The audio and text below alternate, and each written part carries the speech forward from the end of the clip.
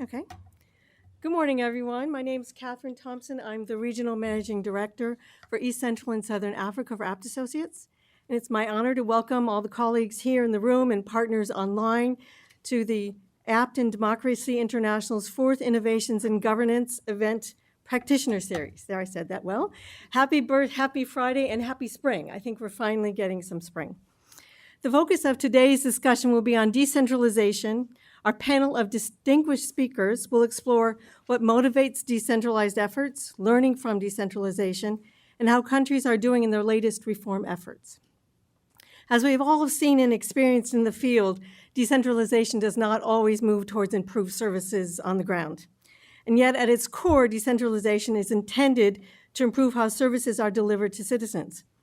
One example of how to improve services and governance is in our Tanzania program, where APT, through the USAID Tanzania Public Sector Strengthening Program, PS3, has shown that decentralization efforts have been integral to more transparent, responsive, and efficient delivery of services to Tanzanian citizens.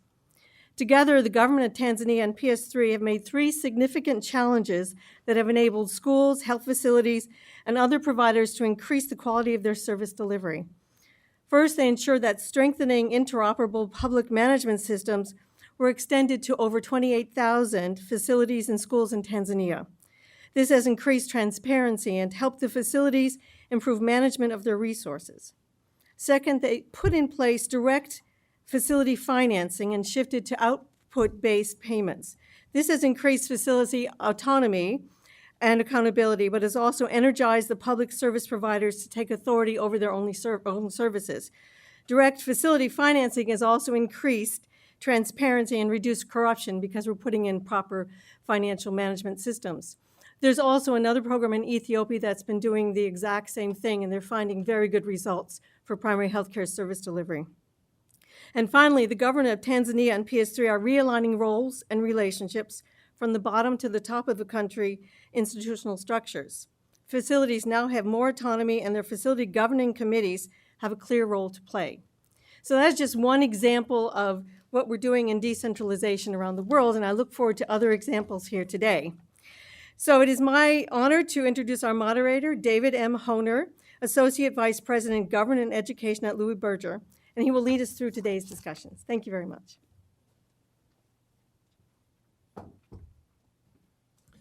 Thank you, Kathy. I'm going to invite our panel to the stage so that we have minimal movement later. If you want to come, we're going to do brief introductions because we want to leave plenty of time for discussion. So if y'all could be seated. So I think you have full bios. I think they were distributed at the beginning. So I'm going to keep these introductions brief. We have, to your far left, Jamie Boex, who's the Senior Fellow at Duke Center for International Development. Then we have Jana Hertz, who's the Senior Policy and Governance Specialist at RTI International. And I'm doing this in order of presentation as well. So our third one is actually not here. He'll join us virtually if technology cooperates. And that's we should have had an empty chair. That's Hamish Nixon, who's the Director of Decentralization and Citizen Participation at APT Associates. And finally, we have Corinne Rothblum from USAID, who serves as a governance advisor. So I got a little bit of a preview of the panel discussions, and I think we're in for a treat. We're structuring this in a way where it's going to be very country-specific, case study focused, and let that be the basis for broader sort of discussions on decentralization and programming, the political economy of decentralization, and some new trends within USAID. And we're going to leave plenty of time, we hope, for Q&A if our panelists cooperate. But there's a timekeeper to keep us all on target. So let me begin by kind of situating this in sort of historical context with a sort of a brief, really 20,000-foot overview of kind of sort of evolving attitudes towards government and decentralization in particular. Coming out of the Great Depression and World War II, what we saw was sort of the strengthening of central states and the expansion of power of national governments that was sort of the dominant paradigm for a couple decades. And then in the beginning in the 60s and 70s, we see governments around the world beginning to decentralize, mostly deconcentrate, in an effort to make public service delivery more efficient, and extend service coverage by giving local admin units more responsibility. Kind of the more robust move towards decentralization begins in the mid-1980s and 1990s, which kind of is in parallel with the third wave of democratization as well. And there were several forces that pushed towards this. First, there was a move to creating greater local ownership over the development process. And this included opening governments to wider public participation, pushing government closer to the people with the idea that this would increase government effectiveness and accountability. Second, in areas where had the more fragile environments and social instability, there was a move by governments in countries with political, ethnic, cultural, or religious minorities to give them more autonomy to these groups and more decision-making over the resources under their control. We saw this across Africa and the Baltics, the Philippines, Malaysia, and Mexico. Third, I would put the forces of globalization broadly. By the 80s, the benefits of central economic planning and management were coming under question, and the IMF and World Bank, through their structural adjustment programs, included decentralization as a part of those packages often. And then I would add to that broader global market forces that made sort of asset-rich local environments with permissive investment environments sort of key to attracting investment. We saw this recently here with the furious competition for Amazon's second headquarters. But I think the most spectacular example is in China, where I think a big part of the economic miracle is the way that the government empowered cities to sort of compete for investment, which led to sort of beneficial decisions in terms of infrastructure and services, not without negative impact. It's come at the cost of a great environmental degradation, which points to the need for national government oversight and regulation as well. And then the fourth trend I would put as the whole new public management approach that emerged beginning in the 80s, which questions sort of the role of government, or at least reframe the role of government and try to push power down the chain, seeing government more as a coordinator rather than a direct service provider in many cases. And what this led to is deregulation and privatization, and many services like waste management, road construction and maintenance, health services, education, and others started becoming executed through the private sector. This all happens where in the 90s you have a growing appreciation for the importance of governance for effective and equitable development. Now, as with many development initiatives, the reality of decentralization didn't always live up to the promise. There were remarkable successes, but what we found, maybe not to the surprise of many in this room, was that pushing government downward did not always lead to greater citizen engagement. There were a lot of good policies on the books on how to create space for citizens. There was participatory budgeting guidelines. There was places for sort of citizen accountability mechanisms, but these were often underutilized, neglected, or ignored. We also found that civil society itself had to be actually equipped to effectively engage governments. And if they weren't particularly effective at holding government to account. And of course, there's the broader question whether these civil society organizations were in fact themselves representative of the populations they claimed to represent. Were they beholden to sort of external actors and interests, or perhaps they were beholden to party or other local power structures? We also found that local power structures equally were adept at stifling political competition and perpetuating existing patronage networks. We see this in the Philippines, where governorships and mayorships are often just rolling family dynasties. It's the mother goes to the son, to the brother, and back to the mother. It's just perpetuating the way that leadership has been done there for decades, if not centuries. And part of that is often through patronage politics. The staff cadres were filled with political appointees who weren't particularly technically capable. We've seen this recently also in Nepal, which I think Jamie will discuss, where in the recent elections of 753 new governments, we see the caste and party structures sort of reflected in who was elected. The other area where decentralization didn't live up to the promise was it didn't always increase government effectiveness.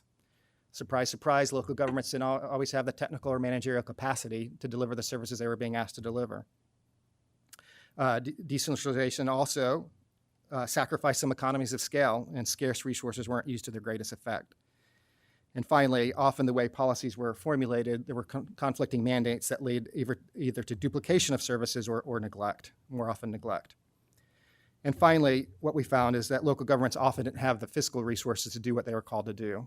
This is partly a function of intergovernmental transfer formulas that didn't match funding with the mandates that they assigned to local governments, but not infrequently, it was a result of local governments themselves not fully exercising their revenue mobilization authority.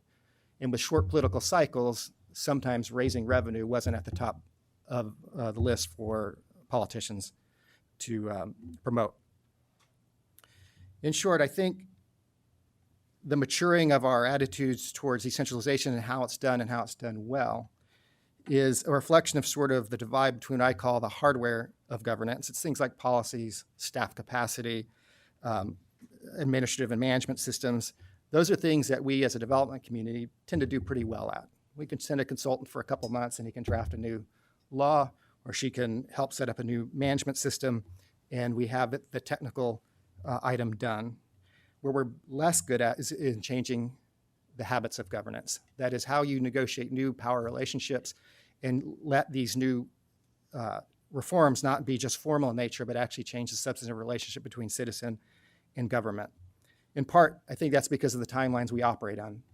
The hardware of governance is fairly easy to change, relatively. The habits of governance often take years, decades, if not centuries, historically. I'm going to shift now to sort of a brief case study of a project that we were involved in the Philippines that I think achieved some pretty significant success in the 3 years that it was run.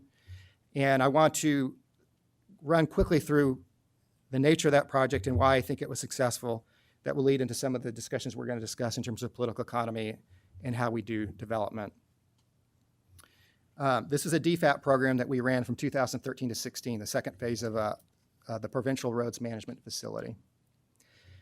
Philippines was in that wave of decentralization in the late 80s and 90s. After the Marcos regime, one of the ways to sort of increase democratization was to promote decentralization in the constitution and the legal framework. But after a couple of decades of this new power structure, local governments struggled to deliver services effectively. They were heavily reliant on the intergovernmental transfer, and they were not particularly good at managing their finances. This program, sort of in line with what we're seeing in decentralization programming, chose not to tackle everything in decentralization. It was a road sector program, very narrowly focused on 10 pilot provinces. And the idea was to use that as a platform for greater reform, local government reform. It sought to address the full spectrum of local government weaknesses, from planning to budgeting to expenditure management, procurement, internal controls, public oversight, engineering technical capacity, and resource mobilization. What it was trying to tackle is what's fairly typical in the road sector, including in developed countries like the US, is the costly cycle of build, neglect, and rebuild. Politicians the world over love to invest in new projects. They're less interested in actually maintaining that. And so what happens is inordinate amounts of money go to capital investments while the very existing capital stock declines. And in fact, in the Philippines, in these 10 provinces, only 62% of their core road network was in maintainable condition. This project achieved some pretty significant successes at the local level. It introduced a better road planning process that was more data-driven and included wider public participation, emphasizing social and economic criteria rather than political whim. And it tried to create a better linkage between planning and budgeting.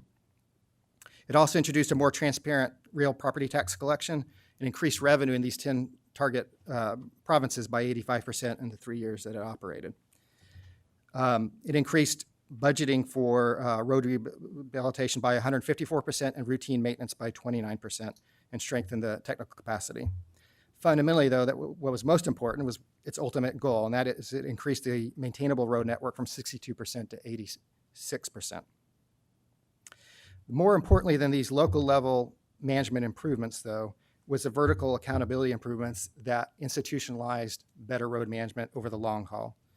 The government of the Philippines adopted the asset management approach promoted by this program, requiring local governments to book all their road assets on balance sheets and requiring adequate asset management in order to qualify for future capital investments. Secondly, it actually put money behind it, trying to scale up this program to 68 additional provinces and allocating close to $500 million to do that. But to qualify for this money, municipalities, or rather provincial governments, had to put in place road network plans, have adequate maintenance budgets, and a competitive procurement process. Why was this program able to achieve these kinds of successes over the 3-year life cycle? First, and I think this was alluded to in the first presentation by Kathy, it used financial incentives to promote governance improvements across several areas. Municipalities had to develop network plans, they had to have improved budgeting, and they had to actually have improved maintenance of their roads. What this tried to do was to make capital investments contingent upon good asset management, and this VEER formula became the basis for the new intergovernmental transfer formulas that were later adopted. Second, by actually improving asset management, citizens actually saw improved road networks. The roads that they took to the markets or to the hospital or to the schools were better. And this generated citizen support and won over the governors, and who themselves became champions of change. And finally, the whole way this contract was structured allowed for flexibility. So it allowed a political economy approach that allowed the project to experiment. Not everything the project did work. It tried to promote performance-based contracting that fell flat on its face. So we had to shift to a new approach to road maintenance. It also saw DILG, the Department of Interior and Local Government, as the principal interlocutor and the one that would push reform, which turned out not to be the case. Instead, it was a very dynamic governor in one of the target provinces who used the League of the Provinces of the Philippines to push for change. And finally, as a part of this, it had an unconventional management structure where our DFAT counterparts actually sat in our office and helped push for change. I think I'm out of time, so I'm going to now shift to our panel, and we're going to begin with Jamie Boex. Thank you.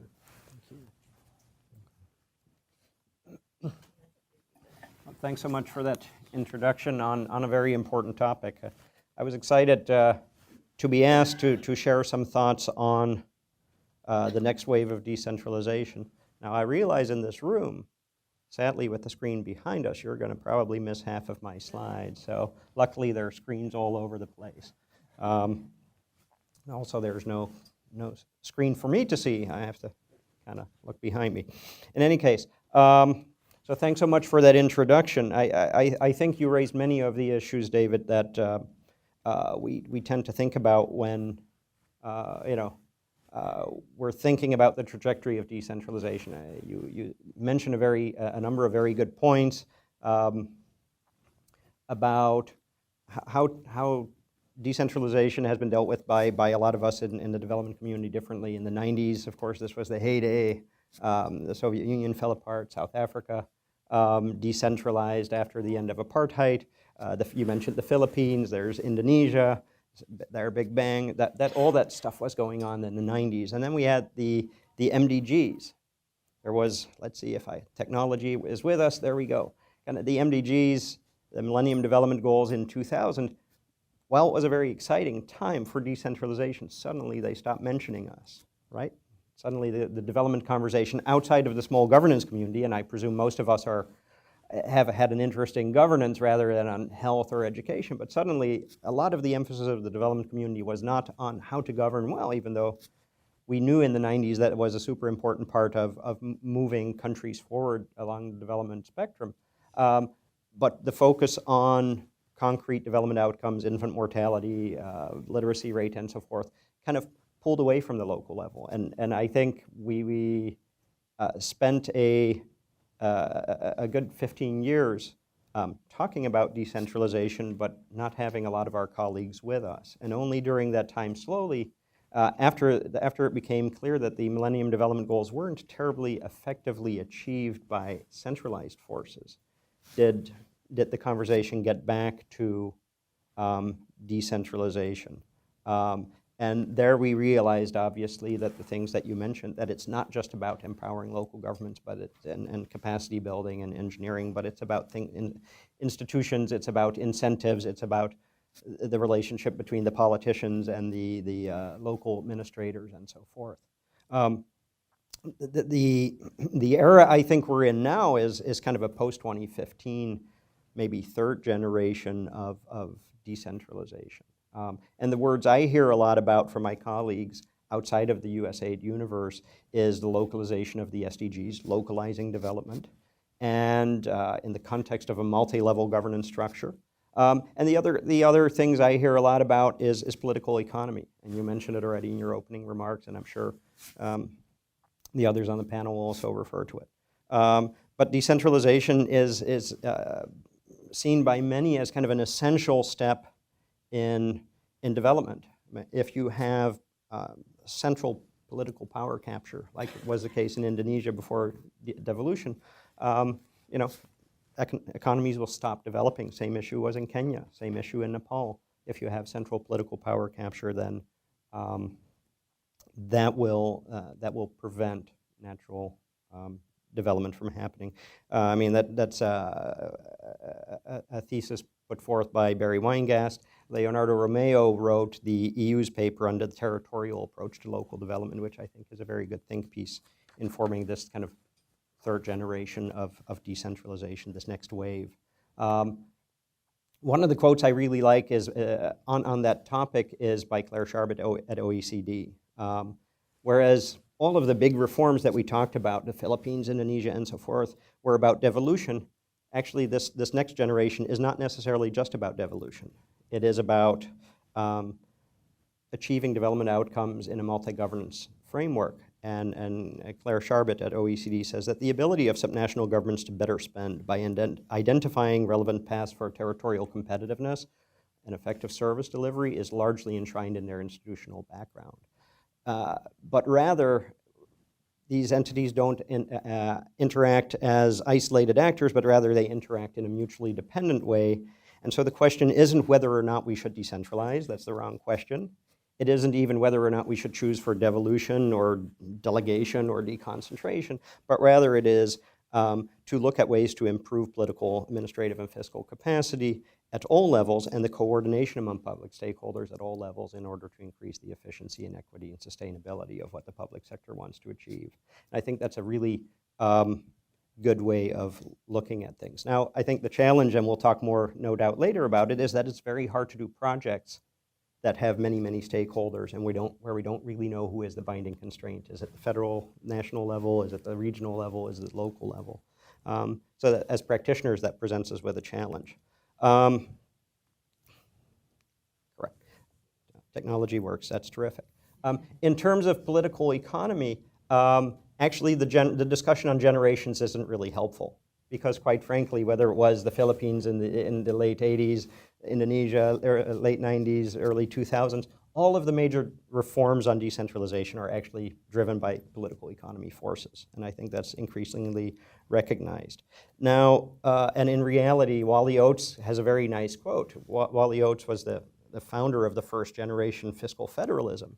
He wrote a book on fiscal federalism in 1972. In 2005, he comes back and says, you know what, I got it all wrong.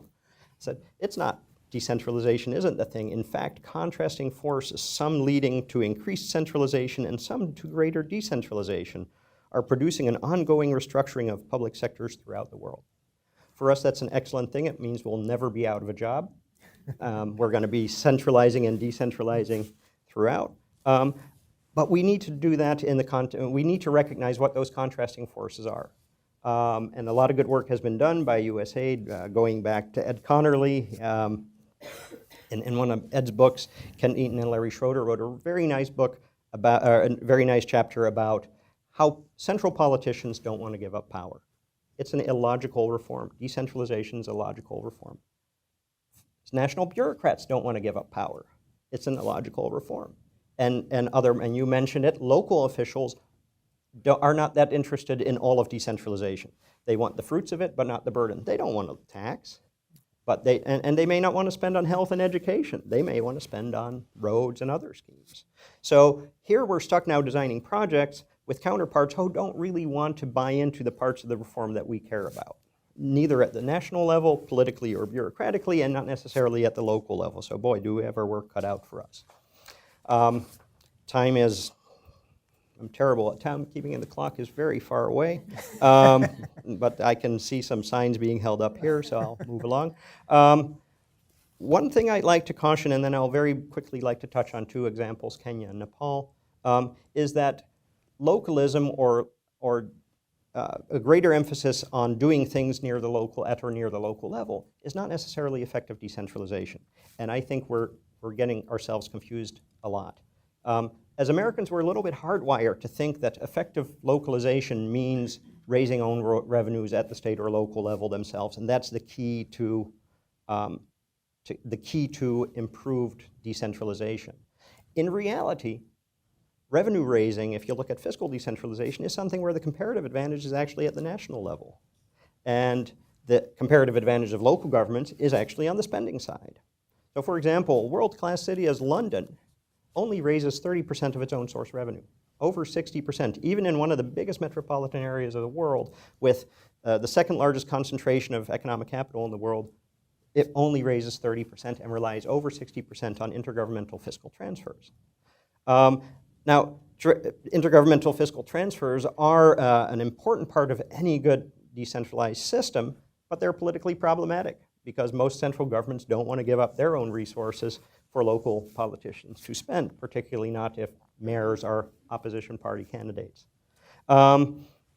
So we need to be clear that decentralization doesn't necessarily mean doing everything at the local level. And I think the countries that are going to be more effective at addressing their development challenges are the ones that can maximize or can overcome incentives to maximize short-term gain in order to achieve long-term development objectives. Unfortunately, what the secret sauce is to making that happen, to have politicians look at the long rather than the short run, is something that hopefully we can discuss in a moment. Very quickly touching on, if I want to go back, there we go, very nice. On both Kenya and Nepal illustrate these challenges very well. Kenya's 2010 constitution devolved power from the national government, which had a central monopoly over power, and with the new constitution, that power and the functions were devolved to 47 county governments. And the national government distributed 15% or more of the national budget to the county level. This graph, you can't read all this fine print, no doubt, is showing how much per capita is going to each of the 47 counties. And if there is one takeaway, it's a terribly uneven distribution. Now, in part, that was intended because the highest recipients are the previously disadvantaged regions. But on the right-hand side of the graph, you will see counties like Nairobi and Mombasa. And these are counties that are the economic engines of Kenya. So what are the main challenges in Kenya? National politicians actually don't want to give, they want to achieve equalization, which they're achieving, but what they're not doing is giving enough money so that all counties can perform their functions as they should in line with the Constitution. We can talk, of course, more about that if you have questions. So the volume, one of the problems in Kenya is that simply the volume of resources is not enough. In Nepal, back, I don't get there with the text, that's interesting. In Nepal, the challenge is almost the reverse. Nepal has, over the past 4 years, decentralized a quarter of its budget, going from almost nothing to a quarter. Now the challenge there is not the volume of money, but to spend it properly. But the challenges are, interestingly, more or less the same. But it's more the central bureaucrats who don't want to let go of their power. They don't want to give the service responsibility for health and education and other functions to the local level. It's the Ministry of Finance who doesn't want to let go of the money. And at the local level, mayors are only starting to become aware of their new functional responsibilities and would much rather do what they did in the past, which is give away money for schemes that are related to maybe the local political power structure rather than deliver key services which are now their mandate, such as running the schools or providing health services. So with that, let me end and pass on to Jaina. Great. Thank you very much, Jamie. I've been asked to speak today on the country of Indonesia and to share a little bit about some of the research that we conducted for this book, Governance and Service Delivery, the application of social accountability across sectors. As Jamie mentioned, Indonesia is one of the countries that decentralized in the 1990s. And although it's not part of the new wave, certainly lots of the elements of Indonesia's decentralization are relevant to countries that are decentralizing today. Indonesia decentralized in 1998 following the Asian financial crisis in 1996. It was, as Jamie mentioned, due to political reasons. In 1996, the former president of Indonesia, after 30 years, was overthrown, and there was a lot of pressure from the public about inequitable distribution of resources, and there was concern over secessionism. So it was done in a big bang manner. In 1998, two major laws were passed very quickly. One was the Fiscal Decentralization Law, which governed the intergovernmental transfers. Indonesia is the fourth largest country in the world, and overnight distributed money from the central government to the over 500 local governments. So that was a major shift in resources. The second piece of legislation that was passed was Administrative Decentralization Law, which gave authority to these local governments to administer basic public services, in particular education and health, which had previously been delivered by the central government. So there was a big push, certainly in the development community, to support Indonesia in terms of rolling out its national policies, as well as supporting local governments to build their capacity to deliver services. I had the privilege of working on both. I worked at the Decentralization Support Facility, which was managed by the World Bank, to work with 3 different ministries on the rollout of decentralization policies, as well as with RTI on a project funded by USAID called Kinerja that worked on building local government capacity. So since I only have 5 minutes, I'm going to speak more on the local government aspect of it, but I'm happy to answer questions about the national reforms as well.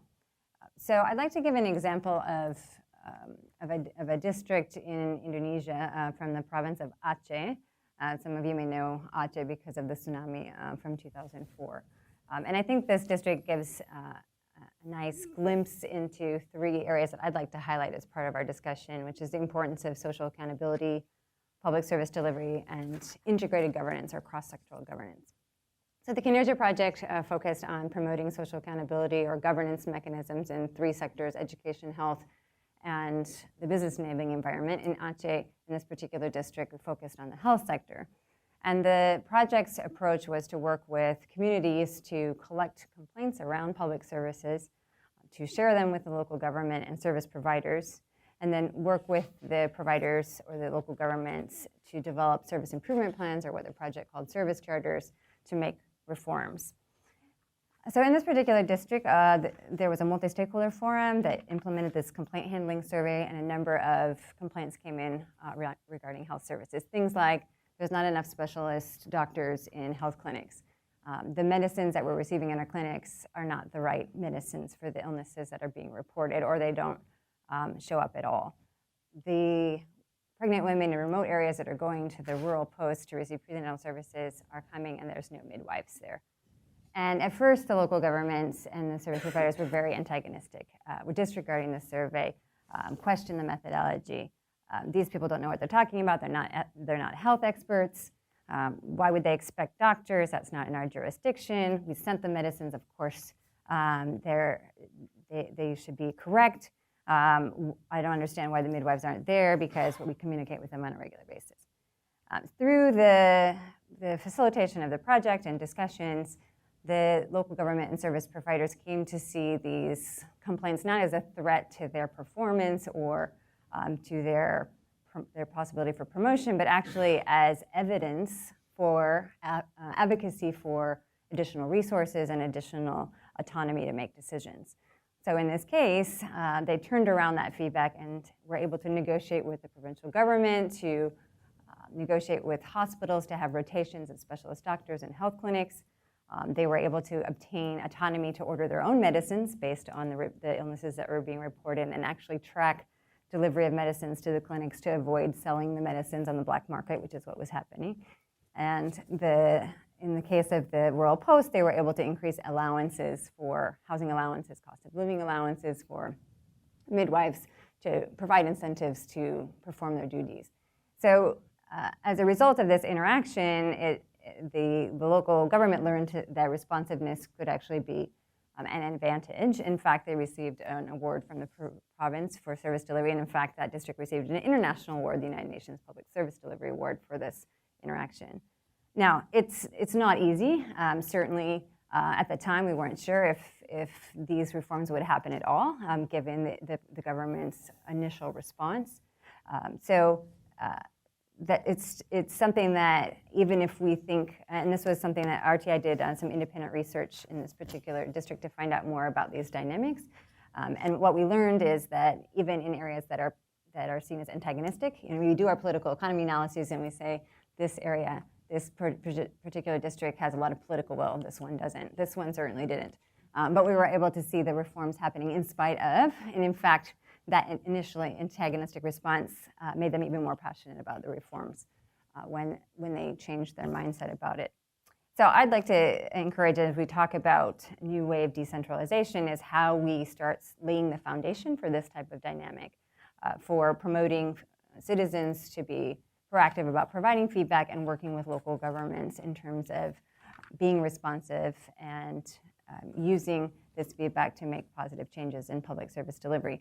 Now, that example is at the service delivery unit at the very grassroots level, but we have also seen this be effective at the district level, at the provincial level, even at the national level in terms of thinking about changes that can be made to public service delivery. So in the discussion, hopefully we'll talk about how do you do this when actually the allocation of resources is on the books but isn't actually being transferred?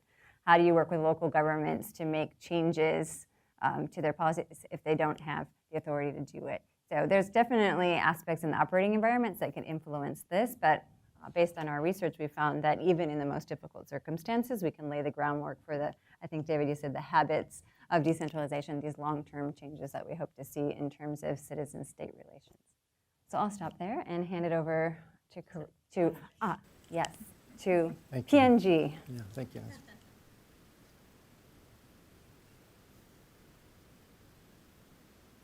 Hi, everybody. Yes. So I'm going to need, I think, you to mute your microphones.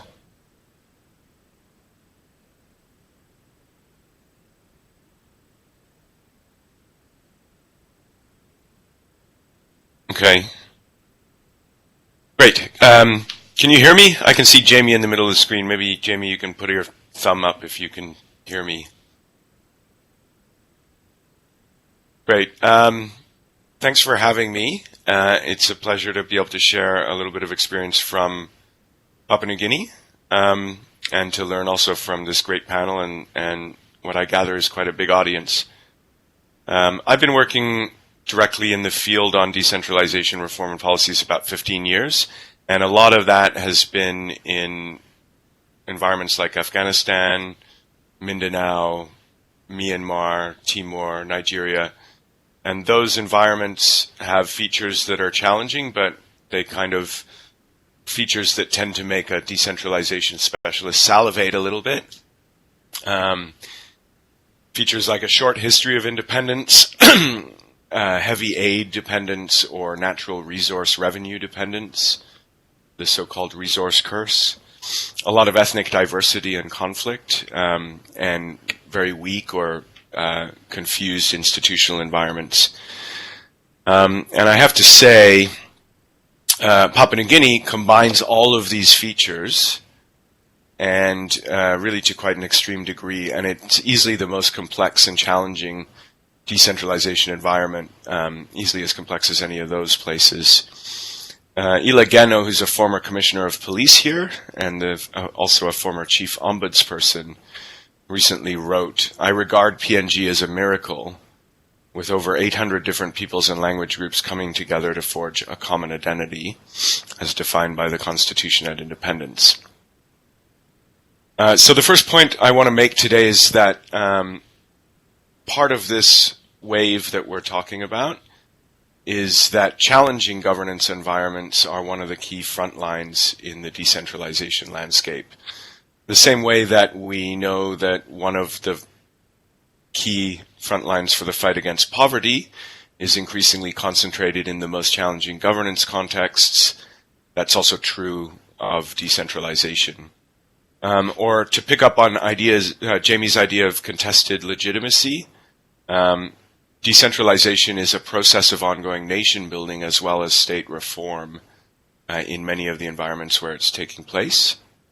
And that's certainly true here. So I think the implication of that first point is that the changes to thinking that we've been talking about are really relevant in these kinds of environments. Specifically, that the determinants of a successful decentralization are not about the theory or about the right policies. They're much more about shaping achievable policies, incremental strategies, about overcoming what Paul Smoke has written pretty effectively about as the implementation gap. You know, that political bureaucratic capability, capacity, and contextual challenges basically define the process. They're not secondary to the process. So I'll talk a little bit about PNG's context and then about how we're responding to it here. PNG is really interesting. I'd be interested from this panel because, and from the audience, but as far as I know, PNG's constitution is the only one, or one of the only ones, that references right up towards its preamble the word decentralization in name. It calls in its first few pages for substantial decentralization of all forms of government activity, along with a range of national principles, biblical principles, and other pretty fundamental stuff. And I spent the day today with church leaders, actually, and we were talking about the interaction of the church and decentralization. After independence, successive governments have tried different forms of decentralization in PNG. There was a substantial devolution of powers to provinces right after independence, and that was prompted by initial demands from the more famous province here of Bougainville. And later in the 1980s and 1990s, a lot of those powers were withdrawn and suspended in many provinces. In the 1990s, there was another pendulum swing and some reorganization, producing another organic law that established 2 tiers of local government at the province and local level. And since then, there have been some overlaying reforms that I'll talk about in a second. At district level, the creation of authorities, which respond a little bit to the kind of workaround or new public management model of government here. So the dynamics here basically, and I'll go through these quite quickly because I want to talk about how we respond, is that there isn't a decentralization policy or a decentralization environment. There's multiple ones, several different dimensions of understanding about it.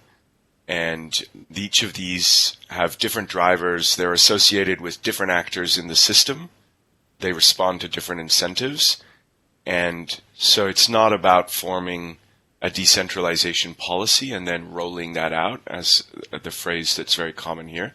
It's about actually navigating the tensions between a bunch of existing ideas about decentralization. So there's a big focus on districts currently, and that includes a growing and very significant constituency fund program in which district members are given funds. And there's a basic parliamentary arithmetic to that. There are 89 district members of parliament and only 20 provincial members of parliament. They sit in one house. And so constituency funds to districts have grown. But there's also some moves to kind of create institutions around that. I'll talk about that in a second. There's also a focus on provinces, and not in an aligned way. So provinces and districts are effectively in competition, have overlapping responsibilities, again, are represented in the same overlapping constituencies and are represented there. But after the last election in 2017, the current government was more dependent on coalition relationship with a party that had strong provincial autonomy aspirations, and that means that provinces have a renewed role. And the political process around provinces has a very interesting dimension to it, in which the country is proposing, and certain actors, certain provinces and the local government ministry are proposing a model of performance-based power sharing to kind of thread this needle between capacity and responsibility. What they want to do is create mechanisms for handing over responsibilities progressively as provinces demonstrate capacity. And that has huge implications. It's a very innovative idea, but it's a complex idea to implement, particularly in relation to the public sector and the intergovernmental finance system. There is emphasis on that intergovernmental finance system emerging. A lot of it's around centralizing initiatives like a financial management information system at the moment. But there is a kind of discussion that's just emerging about how the reform of the intergovernmental finance system might be reviewed and how those constituency funds might become increasingly implemented. So those are some of the dimensions. I'll talk a little bit about our response for about a minute, I guess. So we have we're involved in a facility model that captures a lot of Australia's governance support. It's one of the largest governance interventions in the world. It's about 450 million Australian dollars over 4 years. The part of it on decentralization and citizen participation is only one part of many of that, but it is a substantial program in itself. And we're able to pursue this integrated model of governance by working across 3 levels. We include pre-existing programs and have new programming that works on policy, it works on local capacity, and it works on the citizen side all at once. And we have a theory of action about the connection between those levels. In terms of policy, I think I alluded to this. The way we want to approach policy is not the creation of policy and then rolling it out, but rather to take advantage of the opportunities that the debates and tension that the conflicting policies themselves present, to find openings to present evidence or to push for different sequencing of policy change that might help the country essentially clarify some of the key issues, which are the relationship between provinces and districts, the relationship between constituency funds and grant systems, and what that means for Melanesian notions of government, and to engage with incentives. We also look at policy as a bottom-up process as well, and we emphasize local solutions. And what that means is we're essentially bringing together what were separate approaches to local capacity before. In the past, Australia has funded either pretty standard capacity development activities, training needs assessments, or co-financing projects. What we want to do is bring those together around locally salient issues, and create a capability rather than a capacity approach that's grounded on those locally salient issues. And then we connect those with relevant governance improvements. And we talk about governance in terms of sustainability and capability, participation and inclusion, and transparency and accountability. And what's interesting, and it's interesting also in the Aceh case, we find it really easy to get those ideas in play and across with the local stakeholders, because they're quite interested in thinking in terms of the sustainability of an investment. But often it's central agencies that have a harder time saying, well, why aren't you just building something? And so there's several examples of those local solutions projects. They range from what's the governance improvement that helps prepare a district for inward agricultural investment by a large rice growing company, or how do you diversify away from palm oil dependence, and what are the capabilities a district needs to carry out that objective, and then what some physical capabilities as well. So there's some resonance there in the kind of multi-level approach that I think we heard about in terms of David's Philippines Road project, and I think what some of the approaches that Karine may be speaking about in a minute. I'll stop there and happy to carry on in the discussions when the questions come up. Thank you. So, thank you. You guys hear me? Okay, it's always a bit weird. You can't tell how loud you are from up here.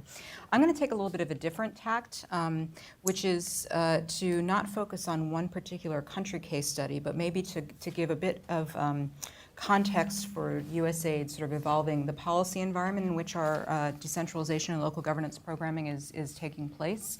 Touch on some of the research that we did a few years ago. Many of you, if not all of you, have probably seen the compendium that came out in 2016 on decentralized governance and accountability. and then talk about some of the recent trends that we're seeing, both in terms of governance programming and the approaches that we're taking to it. And I think actually a lot of what you said resonated with me. So as all of you probably know, USAID is now framing our development assistance under what's known as the Journey to Self-Reliance. And part of that has been to develop country roadmaps for all of the countries, not only those countries in which we work directly, but actually for all countries, just to give sort of a spectrum on which that you can do some comparisons. They're not intended to be scorecards. There's a lot of, frankly, sensitivity around that. This is not the MCC model that most of you are probably familiar with, but it's really, I think, those are intended to be sort of a conversation starter in looking at where countries are, where some of the weaknesses, and it's divided between their 17 high-level metrics, and it looks at them in terms of capacity and commitment. And then right now, all of our USAID missions, well, not right now, but between now and the end of 2020, all USAID country missions will be developing new 5-year strategies, which are going to be taking into account what kind of a storyline those country roadmaps tell and what that suggests for where we should be doing our programming. So the journey of self-reliance, I think, really has everything to do about improving local governance. And I'm going to use the term local governance rather than decentralization, because I think in many people's minds, decentralization still has a very specific connotation that you have, a policy framework and things are supposed to be rolled out in certain ways. And as we've discussed, it doesn't happen that way as a practical matter. There's this dissonance between the sort of form and function. So our programming has always recognized the importance of transparent and accountable governance, and I think there's a growing body of evidence that supports that this is indeed sort of fundamental to achieving now the SDGs. And in fact, there was just a couple weeks ago a Lancet study. I don't know, there was an article about the Council for Foreign Relations that made the rounds, and we were all kind of geeked up about it because it was Lancet, right? So this is a very sort of gold standard study, and it found that I'll just read a little quote, when enforced by free and fair elections, democracies are more likely than autocracies to lead to health gains for causes of mortality, e.g. cardiovascular diseases and transport injuries. And so this was a bit of evidence really about why we should be paying attention to governance. And I don't think there's anybody in any USAID mission in any office that would dispute the sort of fundamental importance of governance to what they're trying to do. And I'll come back to that in a minute. And this is reflected, in fact, in those 17 country roadmap metrics. There are several that speak directly to what we call our stuff in the democracy, rights, and governance around liberal democracy, open governance, and through USAID has a partnership with the Varieties of Democracy Project. And I just want to give a shout out to my colleague, Danielle Reif, who's sitting in the back row, who's the head of the DRG Center's learning team and is the point of contact for our VDEM partnership. And those VDEM metrics are front and central in the country roadmaps, and they're doing some very interesting research for USAID on looking at the impact of democracy and governance interventions, and also helping countries develop data portraits for what the landscape looks like. So another component of the journey to self-reliance is what we're calling financing to self-reliance, and you'll be hearing more about this in the coming months. But it's essentially a framework that is trying to articulate, if countries are going to become self-reliant, what are the sort of parts of the system around financing self-reliance that they need to have in place. And several of those are very squarely in the governance wheelhouse. Fiscal transparency and accountability, public financial management and domestic revenue mobilization, and the enabling environment for private sector investment, and then the fifth is fully functioning financial markets.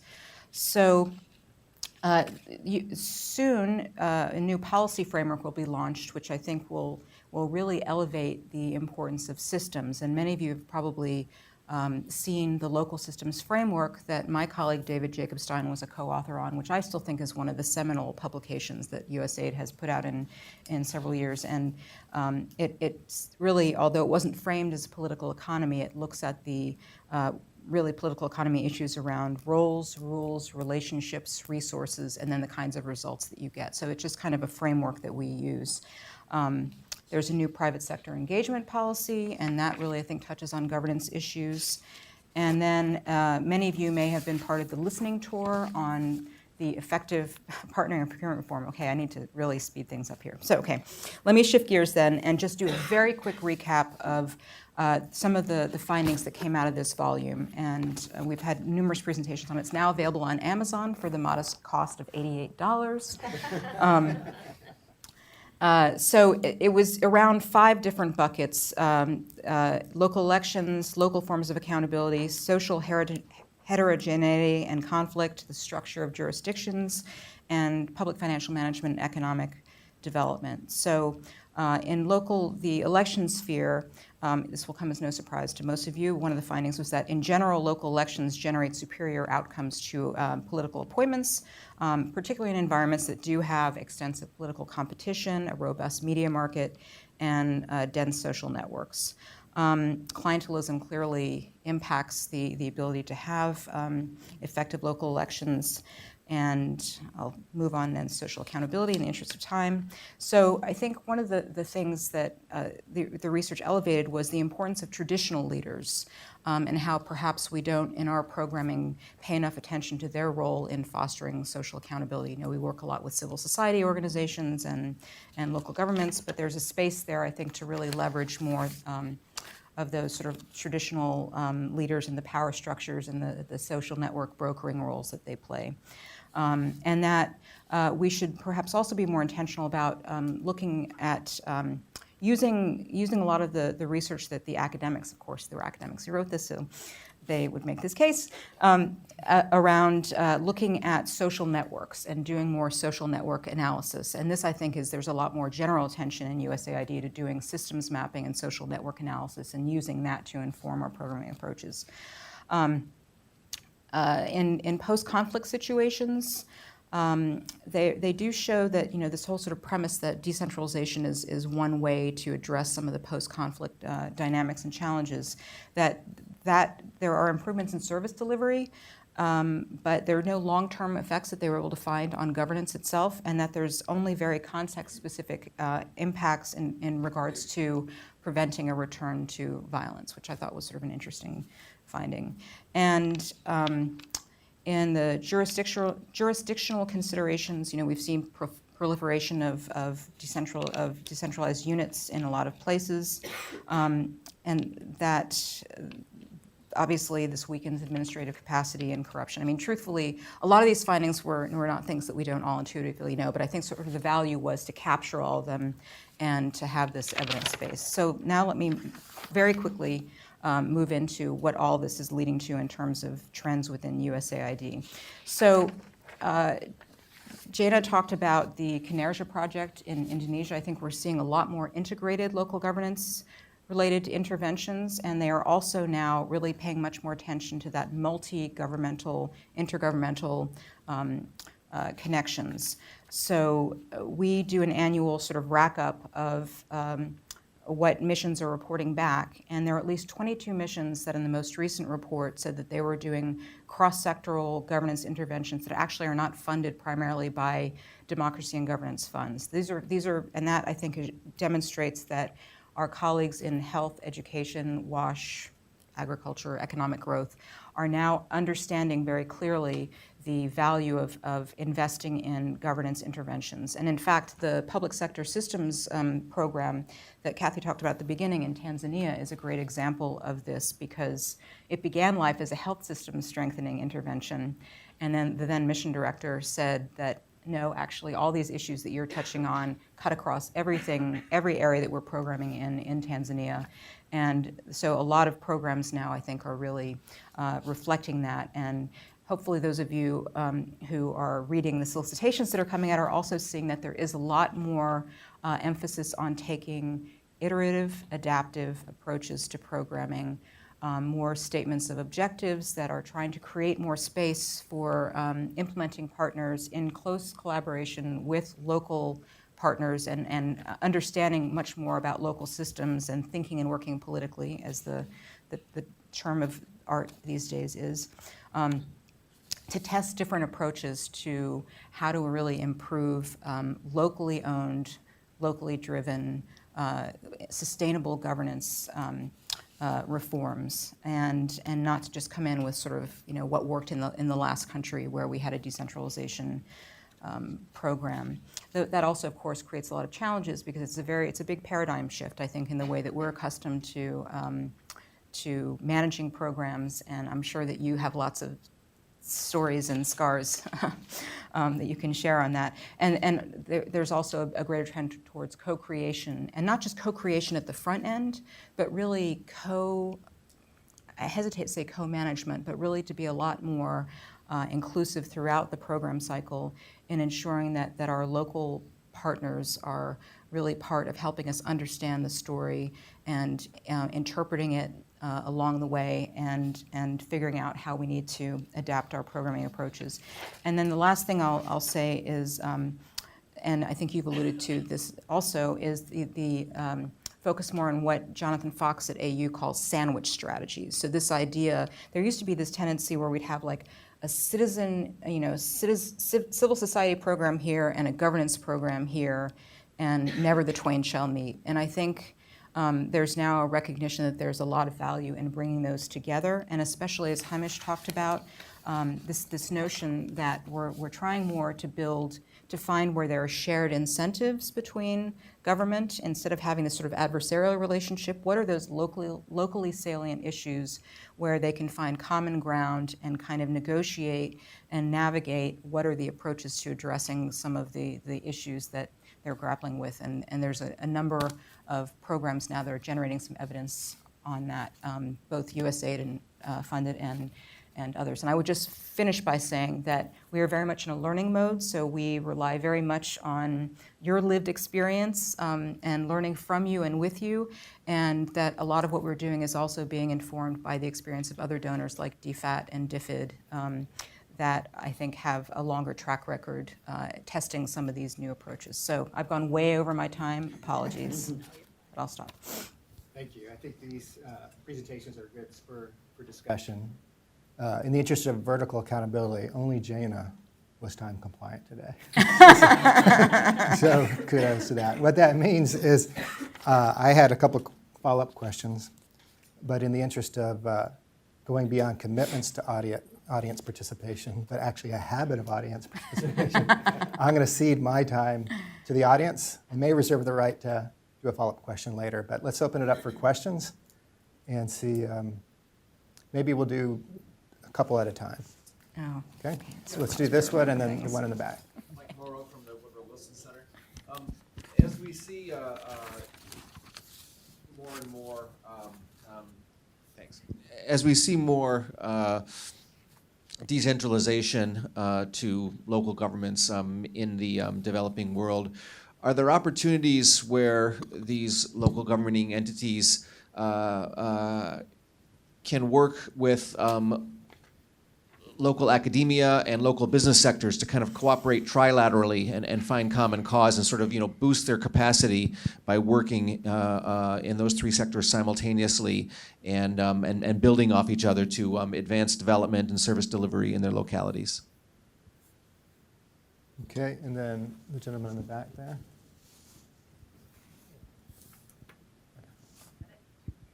Hi, I'm Rebecca Lawrence. I'd like to ask about a word that I didn't hear, urbanization, and whether urbanization has any effect you've seen in these countries on motivating decentralization or influencing decentralization reforms in a context in many of these countries of very rapid urbanization and desperate needs for basic service delivery in cities and towns and peri-urban areas, the need for much more resilient climate infrastructure.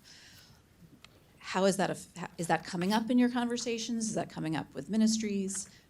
Curious about who's pushing, and is that coming from these megacities? Okay, and then why don't we do a third question, the gentleman in the back. Thank you, Mark Schleifer from CIPE, the Center for International Private Enterprise. I would also like to ask a question about a word I didn't hear mentioned.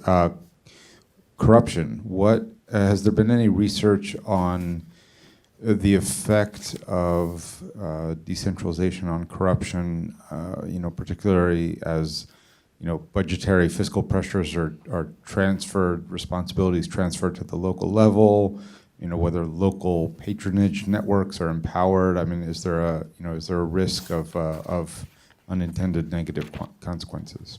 Thank you. Okay, let me, I think if one or two could each take one of these questions, and Hamish, also let us know. So we had 3 questions. One is that as interest in decentralization. Yeah, I heard them. Okay. Decentralization growth. Yeah, but just to kind of allocate questions, is there anyone who wants to take the first question about the role of business sector and academia? Okay, Jamie, if you'll take that one. Then we had the question about urbanization and its impact on. I could mention something about corruption. Good.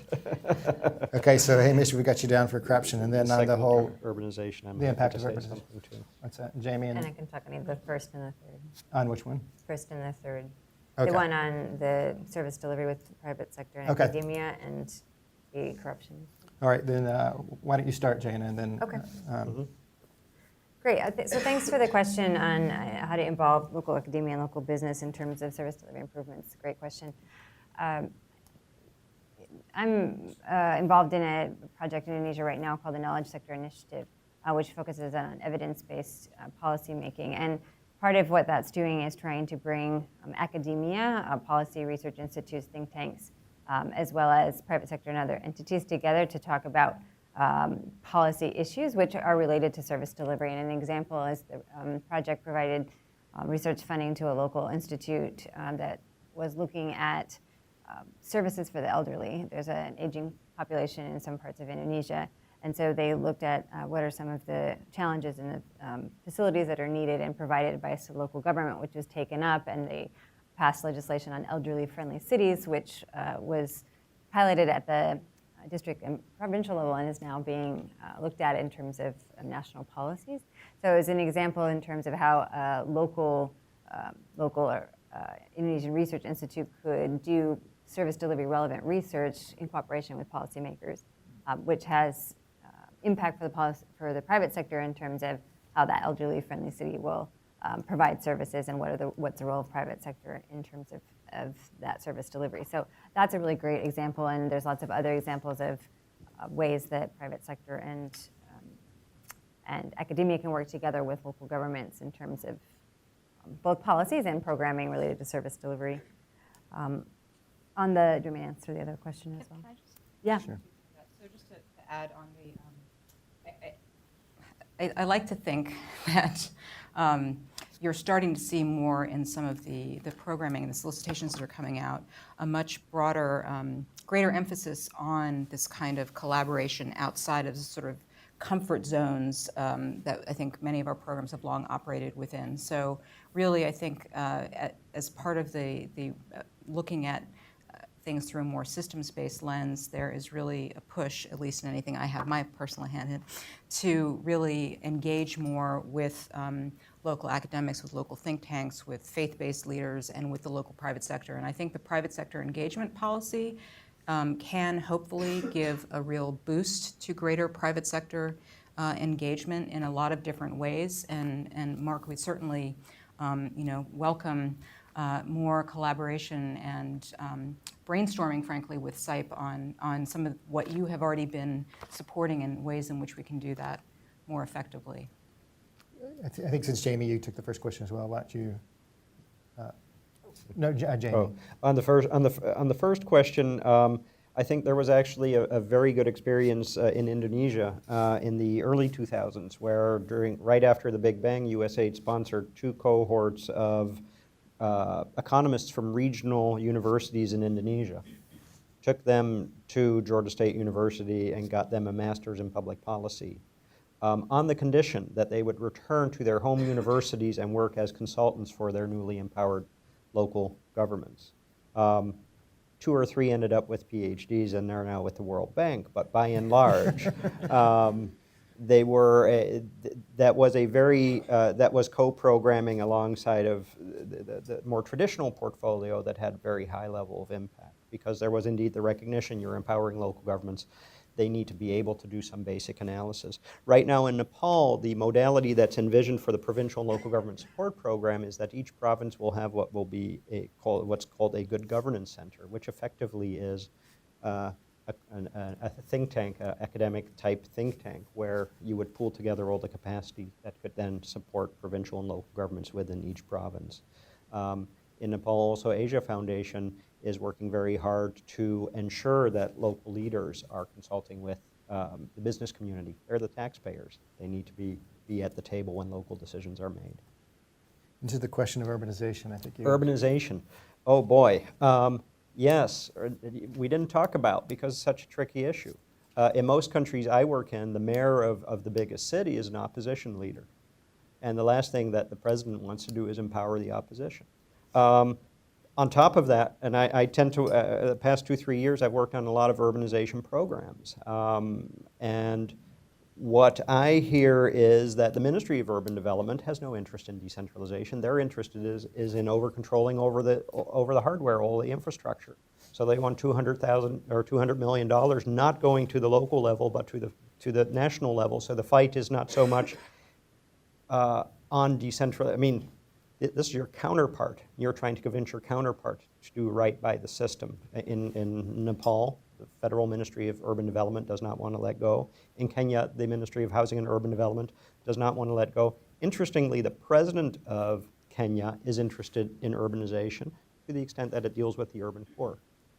So there is pressure from surprising areas sometimes, but generally I think, in my experience, urbanization, which theoretically is this great door opening for decentralization. Think about Indonesia, the current president having been a mayor and a governor. The first response of the national parliament was to try to shut down elected local officials.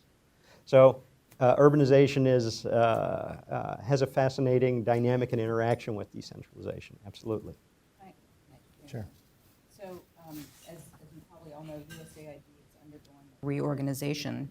And so the DRG Center that I'm part of will actually be largely intact. There are other parts of the agency that will be sort of split up, but under the new Development, Democracy, and Innovation, or as we call it, DDI Bureau,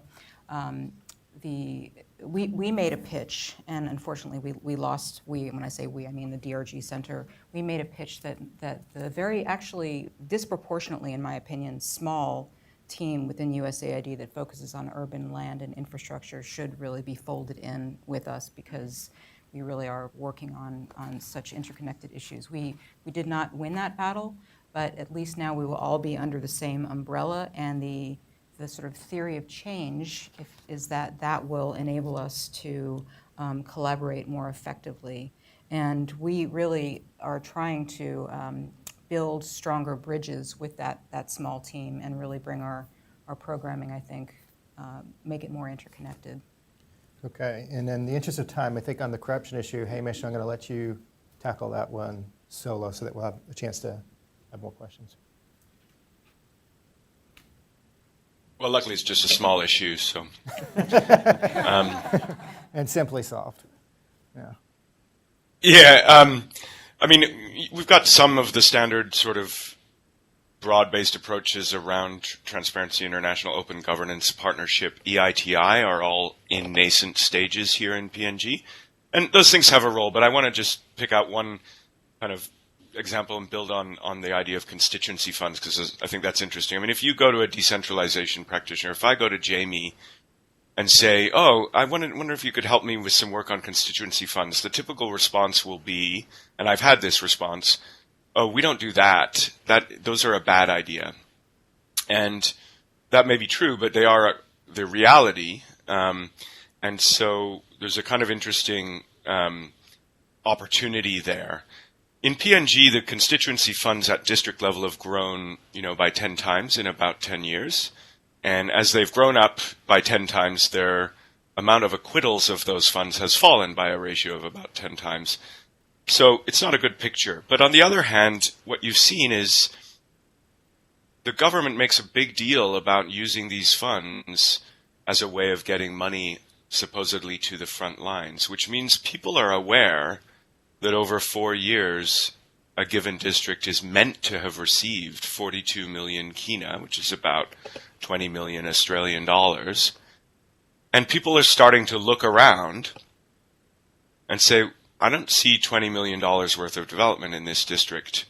And so almost perversely, the use of constituency funds is also creating a transparency dynamic, and that's an opportunity there.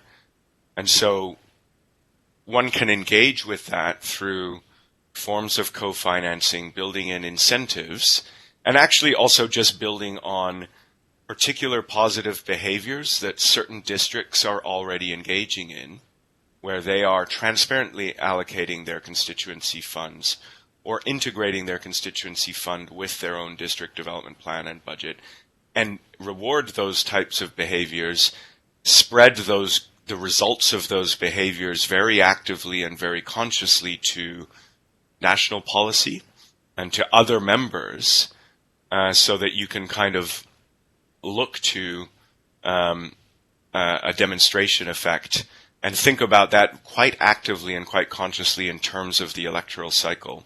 And so that's the kind of approach that we've got to constituency funds. And it's pretty interesting because in many other countries where there are Australian aid programs, for example, until recently it's been a no-go area. And I think probably that's still an attitude elsewhere. So we're going to be kind of really interested in how it plays out. And in the last 2 weeks here, the Minister of Finance has started to discuss in front of all of the members of Parliament the introduction of an equalization formula for those constituency funds and their eventual movement to a grant basis. So you suddenly have potential pathways from what Jamie would say is the worst kind way of distributing money to one of the best ways of distributing money. And the important thing for a program is to be poised with the right kind of tools in place to inject evidence into that process when an opportunity like that opens up. But even I guess the key point is that even the things that create opportunities for corruption are also transparency opportunities. So Indonesia might not be as high on the corruption list as PNG, but it's not too far behind. I just want to make a comment in terms of the decentralization of corruption. In Indonesia, one of the main reasons for decentralization was inequitable distribution of resources and widespread corruption at the national level. So the fear was, and to some extent that happened, was that the corruption then moved down to the local level. So instead of it happening by the president and the ministers, it was being done by the governors and the district heads. So it's certainly a challenge both at the national and the local level.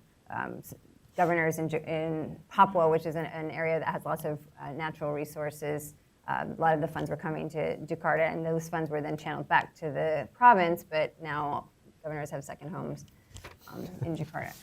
Now, how do we address that? When I was with the World Bank, we did one of the first sub-national public expenditure reviews, looking at how the provincial government, because it had special autonomy, spent the public service delivery funds and cooperated with local universities, 3 Papuan universities with oversight from World Bank economists, looking at what their plans were, what their budgets were, and how those were realized.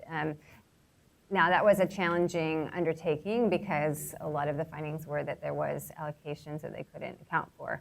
In Indonesian, they call it dan lain-lain, miscellaneous expenses, which we can all draw conclusions of where that money is going. But the report was released. There's strong civil society organizations in that particular province. They were able to do additional analysis and do some advocacy to try and put pressure on the government to make some changes. So whether that's done at the subnational level or at the national level, I agree with Amish that using transparency and using some of these good governance principles to try and counter those dynamics can be very effective. All right, thank you. I think we only have time for one more question. Yes. Judith Edstrom, a question probably to Jana and Corinne, and I'm asking as the former COP of the project that preceded Kinerja, a great project Canerja. The LGSP, Local Governance Support Program, was an overall governance program. At the time, of its end in 2009, USAID was very much focused more on sector programs, although Canerja admirably included more than one sector. It sounds, Corinne, like USAID is moving back more to recognizing, let's face it, the value of both, that for certain kinds of interventions, working with parliamentarians, the budgeting process, and so on, a sector project cannot achieve those. Is that the sense that there's going to be both kinds of programs? And to you, Jana, how has Canerja really leveraged the strengths of a history of programs that started out more general and moved up? So shall I start? So, as I was listening to you talk about Aceh, if memory serves, in Canerja, we held it up. So we've been really trying to document this sort of new wave of integrated programming for about 6 or 7 years now. And Canerja was one of our models. And what's interesting is that I think Aceh was a province that was not originally included in Canerja, but the health team in the mission, after a few years of sort of proof of concept of the model of this integrated program, said, we went in and added money, but they only chose, they had sort of like a package. I think if you could work on all 3 of those areas or one. So that, and then another example that to me sort of demonstrates the salience of this approach to missions is similarly in Senegal, there is an integrated governance for gold. I forget what the acronym is, but something about local development and blah, blah, blah. But that is also jointly funded by different teams in the mission. And the malaria folks, who are like sort of notorious for not wanting to touch anything, they're like, oh, can we put some money in? Can we put some money in? So that's sort of anecdotal evidence, but those 22 missions that I mentioned, I think really are, there is, so that's a long-winded answer to your question, but in short, yes, I think that everyone really now gets that some of these governance challenges at both the national and also the importance of really unpacking that connection between the national and subnational level. So especially where there's decentralization of resources, where you have some fiscal decentralization for basic services, health, education. This is the case in Senegal, for example. But things get kind of caught up. They're like, why?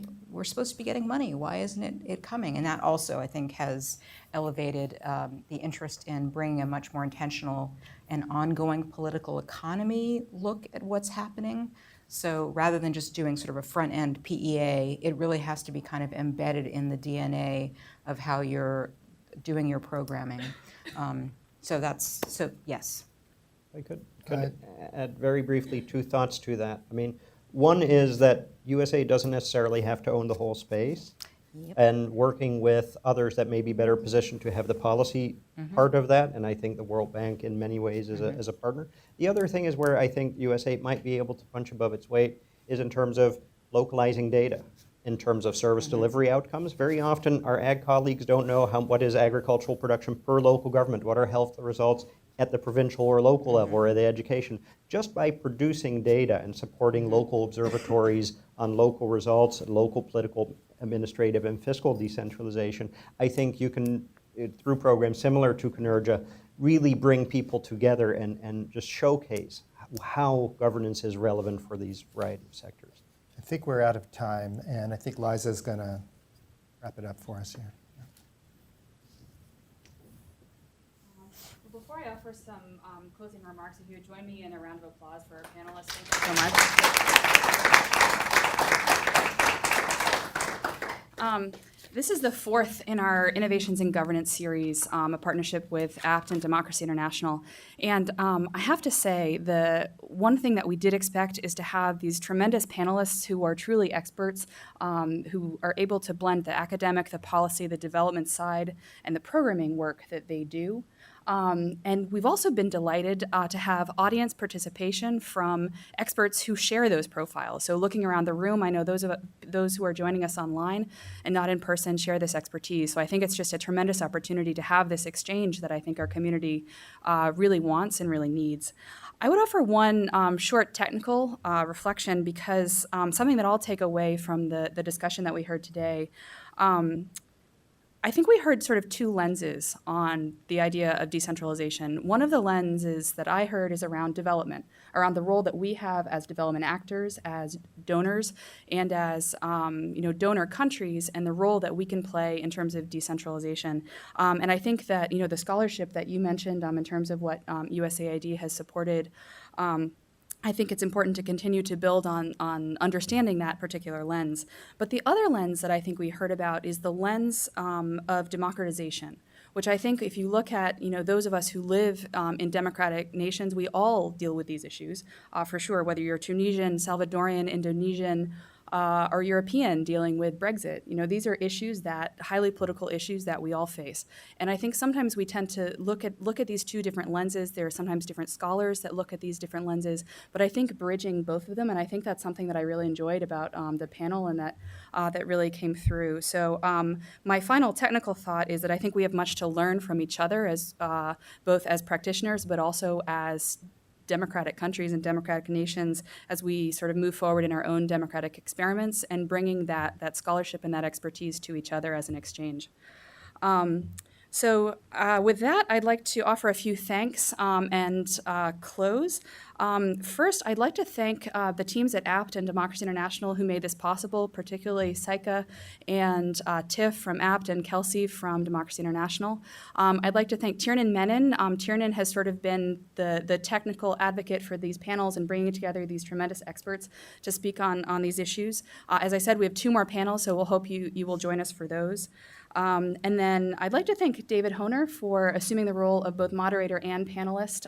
Anyone who knows him knows that he's a highly technical person and a delight to work with, and now everybody knows he's a great moderator as well, so it's another side hustle. And to close by really thanking our panelists who are here in person and thanking our panelist who I think is joining from the middle of the night. We really appreciate your insights, and I hope that you'll have a few moments to stay and mingle and enjoy some food at the back of the room. So thank you all for coming, and please join me in thanking our panelists once more.